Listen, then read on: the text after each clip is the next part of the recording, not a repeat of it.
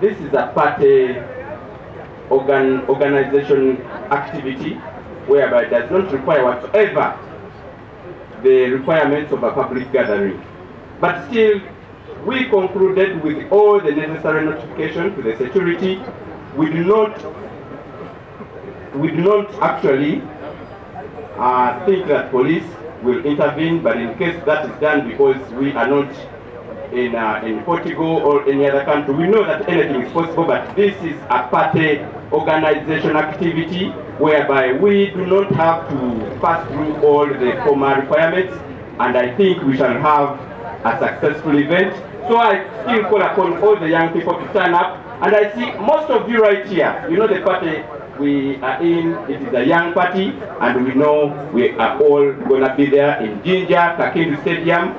Njagala okukibategeeza bulungi nnyo nga nva ku kibuuzo kya Ssematimba ekyo nti guno omukolo gw'abavubuka si mukolo gwa bulijjo nga gino egya public nti olina okuyita mu mateeka ga public events. Nedda, wabula guno omukolo gwa kibiina, guno omukolo gw'abavubuka ba kibiina kya NUP, era nga twakoze ku nteekateeka zonna okulaba nga tutegeezaako bekikwatako aba security, aba internal affairs, okulaba nga omukolo guno gugenda mu maaso, era tetusuubira muntu yenna tutataaganya, wabula ffe ng'abavubuka okubeera ku mukolo gwaffe ogenda okubeera ogw'omulundi ogwokubiri, ogwasooka gwali wano, oguddako tugenda kubeera Jinja ku Lwokutaano luno, era nga nsaba abavubuka ffenna tubeeyo. Kuba abasinga ndaba wano ba kibiina kya National Unity Platform, ate abasinga muli bato, tubeereyo ku Lwokutaano tulabe nga tuzoganyaamu. Mwebale nnyo, mwebale ddala. Power. Yeah, Mr. President, fellow leaders, I will respond to a few questions. I want to first of all welcome this man, then seated from detention. Then seated, tumuyita flag raiser, kubanga mulaba abeera awanise bendera. Bamuwamba nga bamujja wano ne bamutwala ne bamukuba ne bamutusaako byonna naye mukumaliriza ne bamureleasinga, naye nga bamaze okumutiisatiisa ne bamugamba nti bino byakola alekeraawo okubikola, era kati ali mu defiance ono gwe mulaba. Bamugamba jangu wano densite, bye bakugamba byokka byenjagala oyogere, saagala oyogere ebirala. Bangamba obutaddamu okundaba nga nyambadde nga bwendi, n'obutaddamu kubanga ntyoboola omukulembeze w'eggwanga, bo gwe bayita omukulembeze w'eggwanga, era ne bankwesa obuwandiike ne ka vidiyo nga mwetondera ku vidiyo omubwe nalaba ku TikTok. Bangamba siddamu omutyoboola, naye tewali kutyoboola, wabula njogera ku ebyo ebituufu byayisa bannayuganda oba byatuyisa ebyali mu katanga. Banjirako emiko wansi w'ebigere nga bwe bankuba zi solido, era ddala ng'owulira obulumi paka ku mutima, solido ze bakkuba. Obulumi nawuliranga bw'amaanyi engeri gye bantulugunyizaamu eyo, ate nga bakutaddeko ekikookolo tosobola laba ani abakkuba oba ani ababikutusaako. Eyatera ne baŋŋamba siddaano ku media ne mbyogerako oba okulabisa mu bino bye tudde ne tulabisa, era y'emu ng'ebiremesezaayo bannaffe mu busibe. Nasangayo abavubuka bangi okuva ku myaka 17 paka ku myaka nga 25, naye ng'abavubuka ebyaddala tebalina misango, babateekako bya mmundu, sibamanyi manya naye baayogera ebitundu bye bavaamu, n'abamu ku bantu abaavaayo nga bamenshoninga abamu be baali bakata, okulinga Jenakireewo, okuli Bwambaale. Abamu bamaze emyaka egiwera okuviira ddala mu myaka, bali myaka gye bamazeeyo, bali mu mbuya Museemwayi, kuba gye bantwala nze bansuza Museemwayi embuya, then ne bansuula ekireka ku Wembule. So tumukulisaayo muganda waffe oyo, naye muwulira ebigenda mu maaso mu ggwanga lyaffe. Katonda kyakulabirako tebaba bakuba babakola ki, as long as ensonga bwebanga yo ekyaliwo bakola ki, bamala budde. Kubanga omulaba bamugamba nti toddamu kwambala bwotyo, naye kati ndowooza asazeewo n'ayongerako ne buno okulaga nti ensonga gy'ayimiriddeko ntuufu. Sibakuwandulira nno olunaku lwa leero era nga bwe mumanyi baganda baffe yakirewo ne Bobi yangu abaleeta ku kkooti y'amagye nabo abatwala nga tebalina musango era ebbanga lyonna lyebamaze mu nkomereeyo mulimanyi bulungi nnyo. Akirewo naye bamukuba bubi nnyo bwe batyo, bamukuba solido wansi w'ebigere ne bakola ki bamutulugunya nnyo n'ebirala bwe bityo ne Bobi yangu of course n'abalala. State kyegezaako okukola president nga bw'ayogedde ekisooka baagala kumakinga sure nti bano abantu baffe bwe banaavaayo baleme okubagulako omusango ogwa malicious prosecution, kubanga singa oli akusibira bwereere emyaka 4 n'amala n'agamba nze nkutadde oba osobola omusuuwinga for malicious prosecution. So balamu n'abo abalala bakolera Museveni bakimanyi bulungi nnyo nti bano abantu singa bavaayo nga tebakkiriza gino emisango automatically bajja basuuwinga.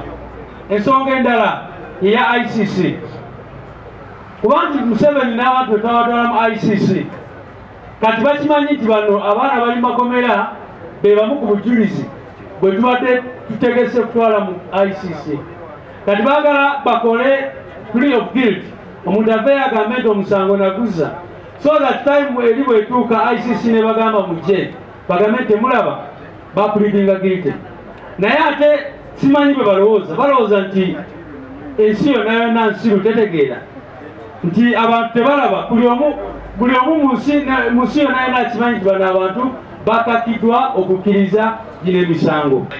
Kati repercussions of course bwe tuba tubagamba bano abaana nti temukkiriza gino emisango, first of all obeera ne criminal record, kiba kitegeeza nti wazza omusango gwe bamanyi bulungi nnyo nti tebaza. Era mpulidde oyo abuuzizza nti bali bameka abakkiriza n'abatakkiriza bali bameka. Waliwo abantu 9 abo president bayogeddeko bali Machete, Kalanzi Ashrafu, Makato n'abalala. Abo bo bagambye tetwakola musango, era omu yatugamba nti ne bwe mba sabba nkoko n'oteeka ku gunpoint n'ogamba kkiriza nti wabba enkoko sigenda kukkiriza, wakkiri okole ki onzite. Kakati abo 9 bo basazeewo ne bagamba tetugenda kukkiriza bino ebintu bye tutakola, tetwagala tubeere ne rekodi eyo. Naye ne bana bakkiriza tutera nnyo kyogera nti tukimanyi bulungi nnyo nti kino kyetuliko lutalo, era abantu balina breaking points ez'enjawulo. Kyova olaba tugamba nti bali abantu tubategeera, twogera nabo omwana n'akugamba nti maze ebbanga mukomera siraba ki ekigenda mu maaso, siraba ki ekivaayo. Mubadde mulya regime propagandists bagamba toba oli awo bannamateeka tebakoze kimala, ki kye balyagadde bakole. Mirundi emeka kye twakapulayingira bbeeyi, n'ogenda okuapulayinga bbeeyi omulundi ogwasooka kkooti y'amagye yagamba nti bano abantu abazadde baabwe tebasobola kubeeyimirira.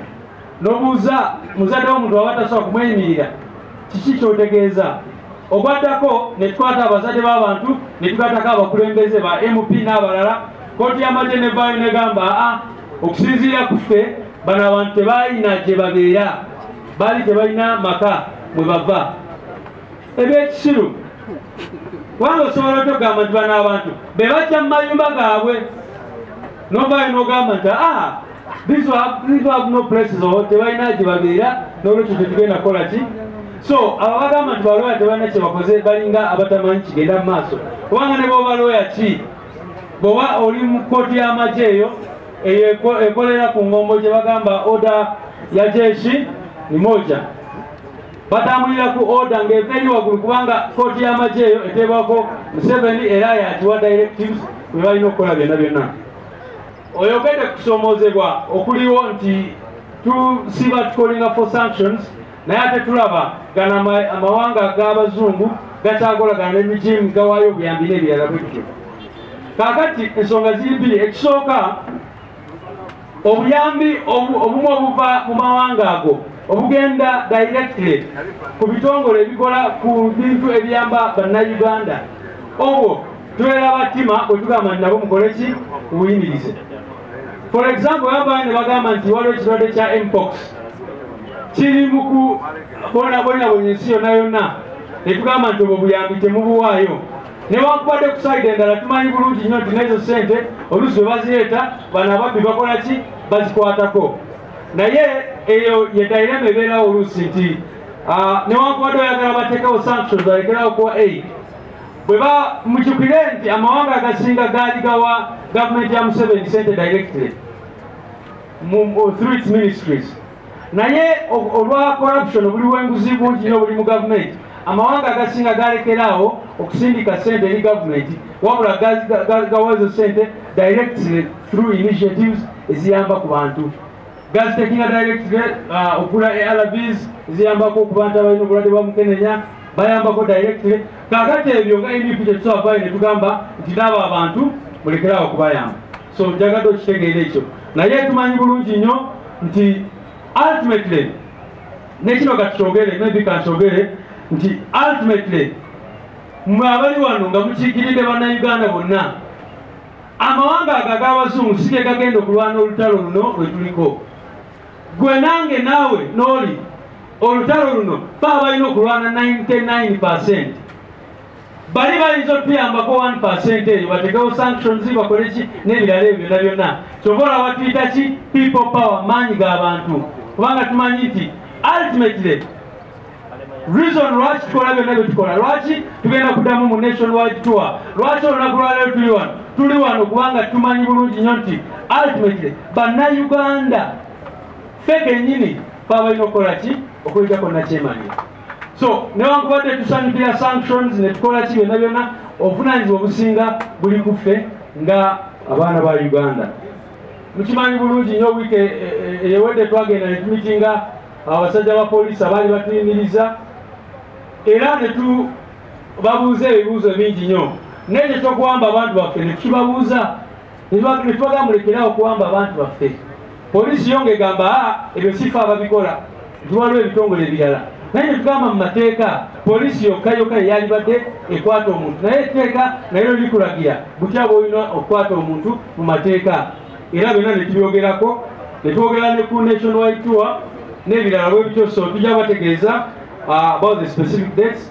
Era twakomplaininga nnyo eri abapoliisi n'ensonga ey'okutulemesa okukungubagira deputy president waffe eyatuvaako bwe twagenda Embalala. Mujjukire bwe twali Embalala Nyamityobola, twakeera nga tulina omukolo okukungubagira deputy president waffe, ne tusanga ng'amagye gatekinze over ekisaawe bwe twalina okubeera. Finally, njagala kubiriza abantu baffe mwenna, mukimanyi bulungi nti mu kalulu akagwa gavumenti yavaayo, regime eno yavaayo neyimiriza okuwandiisa, negamba nti yali terina sente, n'olwekyo abavubuka abawerera ddala miliyoni 2 tebasobola kwewandiisa okuparticipatinga mu kulonda okwo. Kaakati bwe twogerera, there is a new registration going on. Abaanira bagenda mu maaso n'okuwandiisa abantu, naye tuwulire mu bitundu ebimu bakikola mu kasirise. Twagala kukubiriza abavubuka mwenna gye muli, mugende abo abantu mubayige bwizi. Bw'aba nga yeekweka mu nnyumba somewhere, mulumbeyo omusange mugambe njagala kukola ki, kwewandiisa. So kampeyini yaffe yafuna ndagamuntu, mugende maaso mwewandiise. Ate mukimanye nti bo bagezaako okukola ebyo kubanga batya bamanyi nti abo abantu bonna bagenda kwewandiisa bululu bwa NUP. Naye ndagamuntu eyina emigaso mingi nnyo. So kyova twagala abantu baffe baleme okumisinga out for service. Juzi bafudde ne bagamba bw'oba oyagala kugattibwa nti kati weetaaga ndagamuntu. Simanyi bw'oba oyagala ki, byonna byonna bagezaako okubitaagira ku ndagamuntu eyo. So tubakubiriza mwenna mugende munoonye abo abantu, mwewandiise, mumekinge sure nti ofuna national ID, ebirala tunaabiraba. Mwebale nnyo.